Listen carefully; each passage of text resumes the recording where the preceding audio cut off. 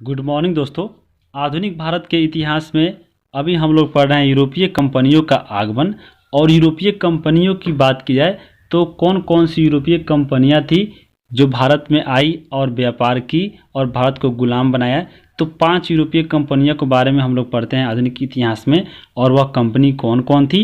तो उसका एक ट्रिक याद रखिए, PDBDF। PDBDF यानी P से पुर्तगाल, D से डच, P से हम लोग ब्रिटिश, फिर D से डेनिश यानी डेनमार्क और F से फ्रांसीसी। तो हम लोगों ने यहाँ पे पुर्तगाली, डच, ब्रिटिश, डेनिश इन चारों कंपनियों को पूरी डिटेल में जान चुके हैं। और आज इस वीडियो में बात की जाए तो हम लोग जानेंगे फ्रांसीसी कंपनी को, कि कैसे फ्रांसीसी कंपनी भारत में आई, कैसे व्यापार करना शुरू हुआ, और इनका भारत में कहाँ कहाँ पे कोठी बनी जहाँ से ये व्यापार किए, और कैसे ये अंग्रेज़ों से अपना सामना किए। और इसके बारे में पूरी डिटेल से हम लोग जानेंगे, जो एग्ज़ाम में इनसे क्वेश्चन पूछते हैं। तो अगर एक बार आप लोग मैप पे भी देख सकते हैं कि कौन कौन सी कंपनियां कहाँ कहाँ थी। तो यूरोपीय कंपनी यानी यूरोप महादेश से आई थी। तो यहाँ पे यूरोपीय देश में देख लीजिए कहाँ कहाँ से कौन देश है। जैसे यहाँ पे है पुर्तगाल, और पुर्तगाल की राजधानी अगर बात की वर्तमान में तो कहाँ पे है, वह है लिस्बन। उसके बाद है यहाँ पे है डच। डच को देखिए, इसका जो वर्तमान में अगर बात की जाए डच में, तो डच उस समय कौन देश था, नीदरलैंड या हॉलैंड। अभी वर्तमान में ये नीदरलैंड या हॉलैंड है। और इसकी राजधानी कहाँ है, तो इसकी राजधानी है एम्स्टर्डम। और उसके बाद है यहाँ पे ब्रिटिश यानी वर्तमान में यूके यानी यूनाइटेड किंगडम। और ब्रिटेन, इसकी राजधानी कहाँ पे है, तो यहाँ पे है लंदन में।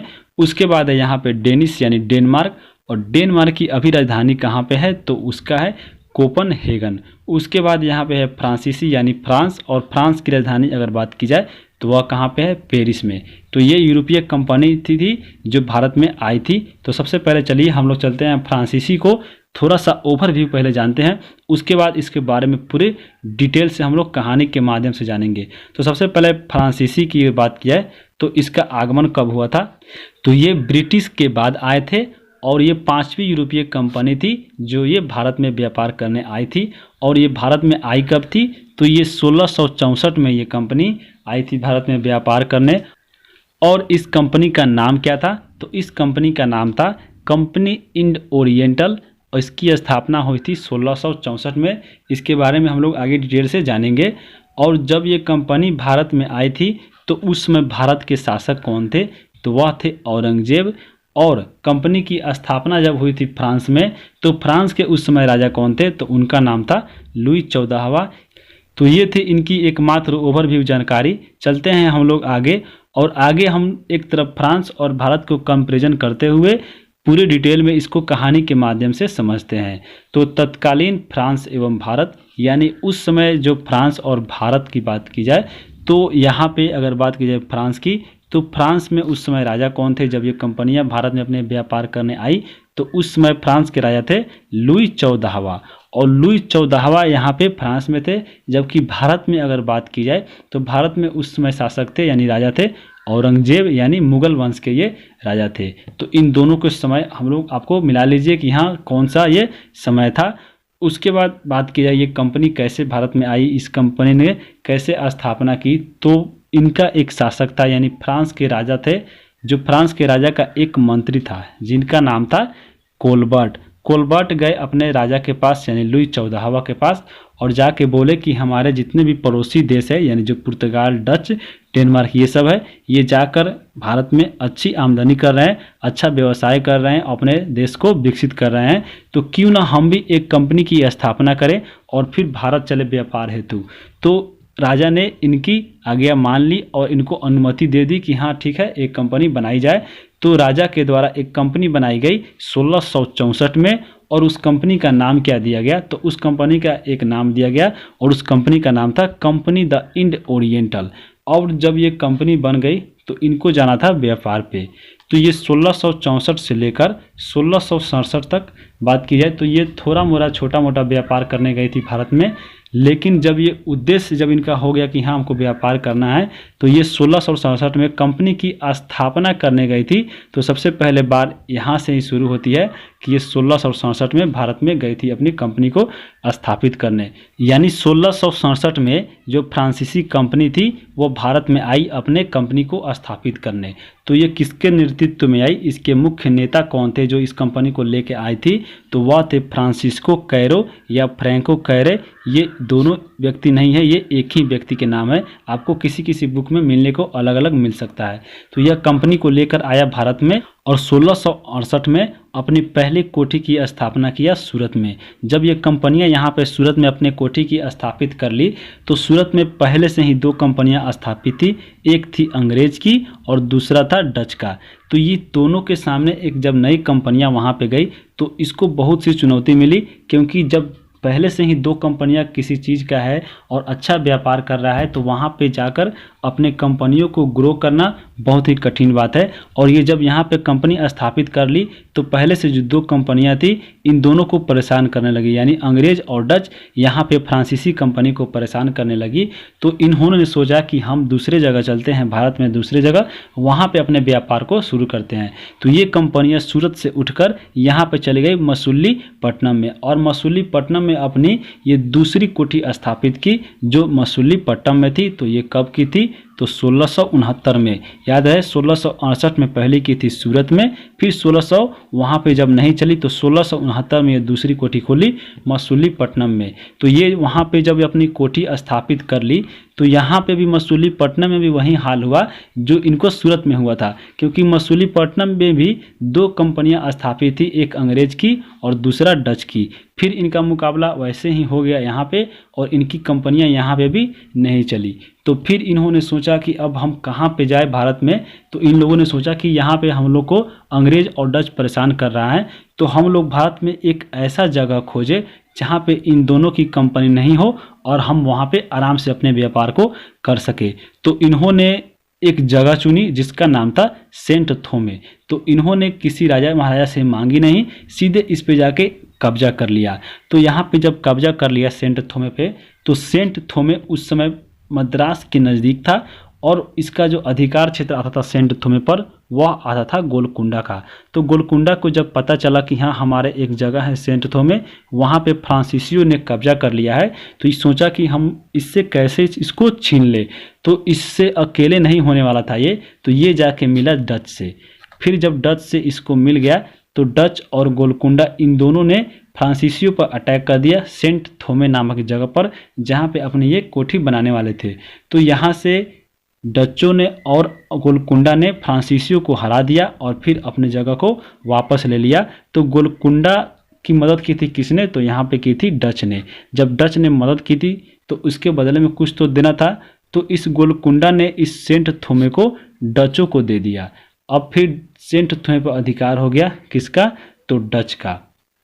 जब ये बात फ्रांसीसी कंपनी यानी फ्रांसीसी कंपनी जो वहाँ पे बनी थी फ्रांस में, उनको जब फ्रांस सरकार को पता चला कि हाँ अपनी कंपनी को स्थापित करने में असफल रहे हैं हमारे व्यक्ति, तो इन्होंने एक दूसरे व्यक्ति को भेजा और उसका नाम था फ्रांसीसी मार्टिन।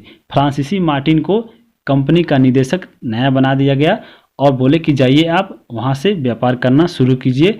तो फ्रांसीसी मार्टिन जान रहे थे कि हाँ अगला वाला जो गया था हमसे वह वहाँ पे कंपनी स्थापित क्यों नहीं कर पाया है, क्योंकि वहाँ पे अंग्रेज और डचों ने परेशान किया है। तो फिर फ्रांसीसी मार्टिन ने एक जगह थी वलीकोंडापुरम और उसके सूबेदार थे शेर खान लोदी, उनसे जाके ये डायरेक्ट मिले और शेर खान लोदी के बोले कि हाँ हमको अपने क्षेत्र में एक गांव या एक छोटा कुछ दे दीजिए जगह जहाँ से हम अपनी कोठी बनाकर व्यापार कर सके।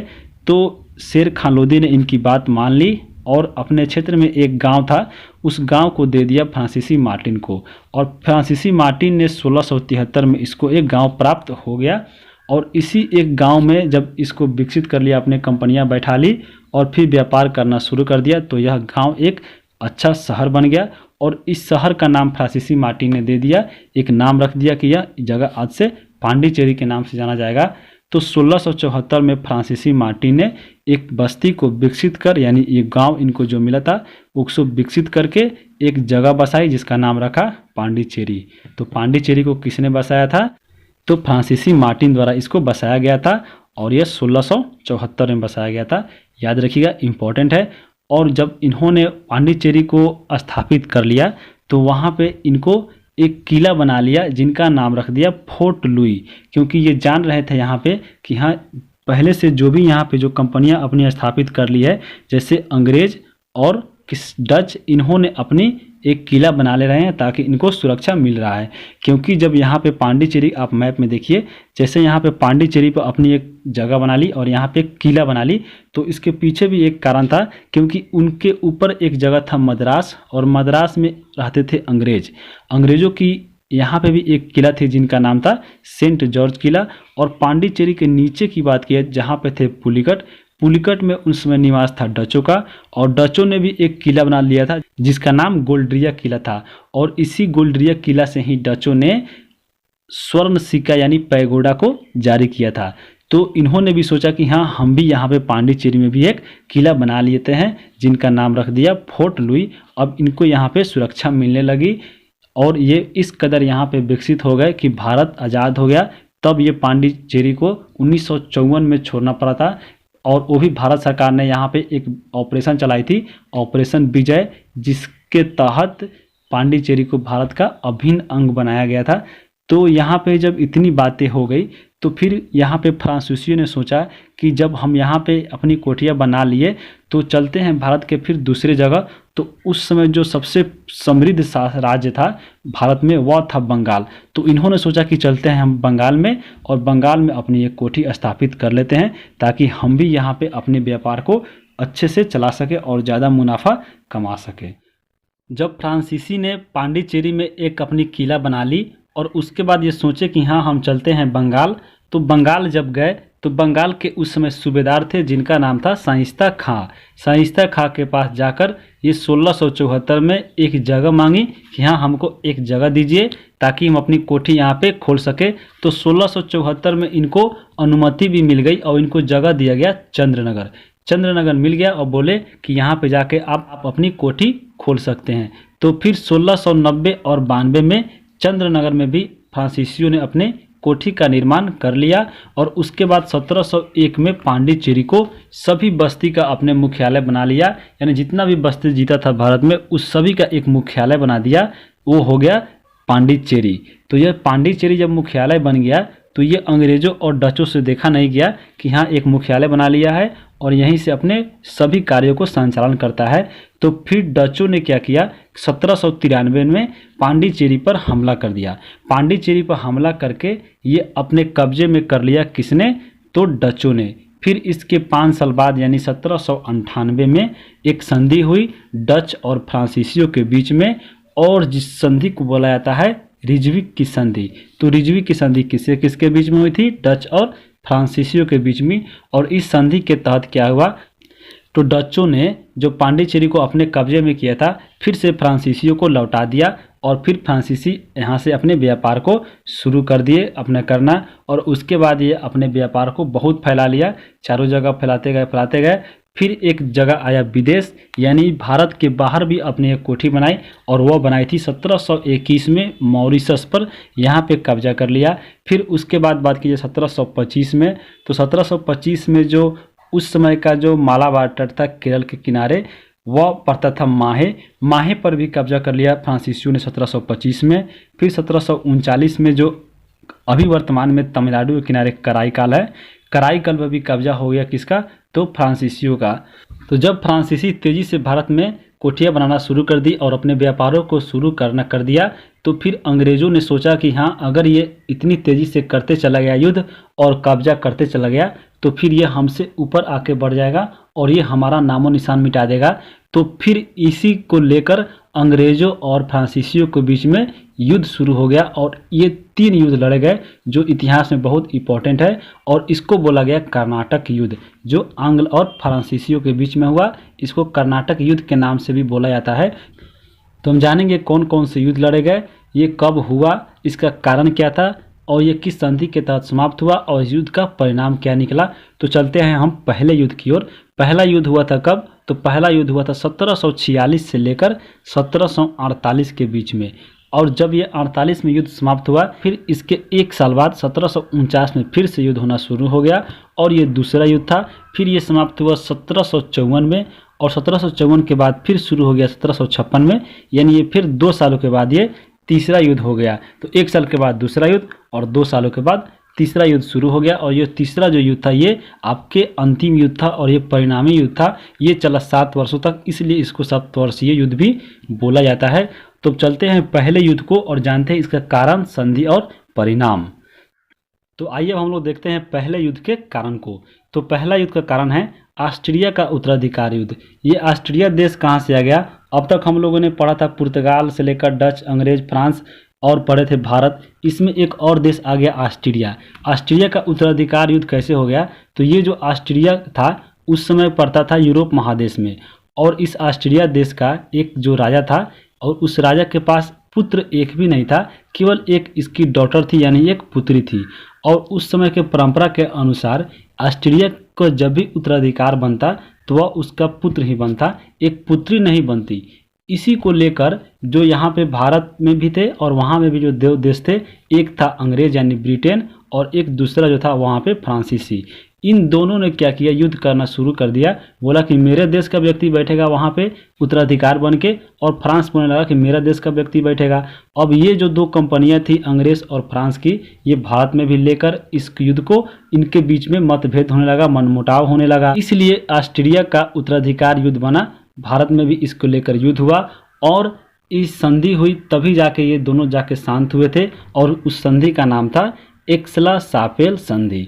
एक्सला-शापेल की संधि हुई और उसमें फ्रांसीसियों की विजय हो गई। और फ्रांसीसियों के उस समय जो सबसे भारत में प्रमुख नेता थे, जो इनके तरफ से अगुवाई कर रहे थे, जो लड़ रहे थे, उनका नाम था डुप्ले। और इस युद्ध को जीतने के बाद डुप्ले की महत्वाकांक्षा बहुत बढ़ गई, क्योंकि फ्रांसीसियों की विजय हुई अंग्रेजों पे, क्योंकि अंग्रेज उस समय बहुत आगे बढ़ चुके थे, भारत में अपनी कंपनियां बैठा चुके थे। सबसे ज़्यादा मजबूत अगर कोई कंपनी था तो वो था ब्रिटिश की, और उसको हरा दिया डुप्ले ने, इसलिए डुप्ले की महत्वाकांक्षा उसमें बहुत बढ़ गई। तो ये पहला युद्ध का परिणाम था और उसका संधि क्या था? एक्सला-शापेल। और चलते हैं हम दूसरे युद्ध की ओर। तो दूसरा युद्ध हुआ था 1749 से लेकर 54 के बीच में, और इसमें कारण कौन बना? तो हैदराबाद व कर्नाटक का आंतरिक मामला, क्योंकि ये दोनों राज्यों के बीच में भी थे अंग्रेज और फ्रांसीसी, और यहाँ पे इनके आंतरिक मामले में भी भारत के जितने भी यहाँ पे राज्य थे, इनके आंतरिक मामले में भी इसका प्रभाव पड़ता था।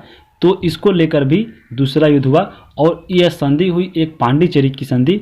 इसके तहत इस युद्ध को समाप्त किया गया और इसका परिणाम क्या निकला देखिए। तो अंग्रेज व फ्रांसीसी के राजाओं व नवाबों के बीच में आंतरिक मामला का जो हस्तक्षेप करता था, उनको लेकर ये मना कर दिया कि ये आपके बीच में नहीं होना चाहिए, यानी हमारे आंतरिक मामले में आप लोग हस्तक्षेप नहीं करेंगे। और फिर इस युद्ध में क्या हुआ? तो इसमें फ्रांसीसियों की हानि हो गई और यहाँ से अंग्रेज़ों का प्रभाव बढ़ना शुरू हो गया। और यहाँ से जो अंग्रेज़ों का प्रभाव बढ़ा वो आपको फ्रांसीसियों पर बहुत भारी पड़ा, और इसी को लेकर तीसरा युद्ध भी शुरू हो गया और वह हुआ 1756 से लेकर 1763 के बीच में, और यह चला 7 वर्षों तक। इसीलिए इसको सप्तवर्षीय युद्ध बोला और ये यही कारण बना इस युद्ध का। और इस युद्ध के तहत एक संधि हुई जो हुई पेरिस की संधि, और पेरिस की संधि हुई उसके बाद युद्ध का परिणाम निकला। और इसका परिणाम क्या निकला? तो 1760 के वांडीवास युद्ध में अंग्रेजों ने फ्रांसीसियों को पूर्ण रूप से हराकर इसके बोरिया बिस्तर को बांधकर भेज दिया। तो यहाँ से फ्रांसीसियों का पत्ता कट हो गया। अब केवल भारत में एक राज्य बच गया जो सबसे महत्वपूर्ण, सबसे मजबूत, वह था अंग्रेज। यहाँ से अंग्रेजों ने पूरे भारत में पूरे अपनी राजनीतिक मामलों को पेश शुरू कर दिया, और यहाँ से ये राजनीतिक मामलों में भी दखल देना शुरू हो गया, यानी राजनीतिक मामला, यानी यहाँ से अपने राजतंत्र को लाने में शुरू कर दिया, यहाँ पे अपने साम्राज्य स्थापित करने की कोशिश कर दिया। तो यहाँ पे जो अगला चैप्टर आएगा प्लासी का युद्ध, जब ये प्लासी का युद्ध होगा और प्लासी के युद्ध में अपने कब्जा करेगा, प्लासी यानी बंगाल में लड़ जाएगा, यानी अपने बंगाल को पूरी तरह से कब्जे में ले लेगा, और यहाँ से ये जाएगा आपके दिल्ली, और दिल्ली के जो महान शासक है यानी मुगल, उसका समाप्त करके ये कैसे कैसे भारत को अपने कब्जे में लेगा, आगे हम लोग क्लास में जानेंगे। तो वीडियो को यहीं पे समाप्त करते हैं। वीडियो कैसा लगा आप कमेंट करके ज़रूर बताइए। वीडियो को यहीं पे रोकते हैं। धन्यवाद।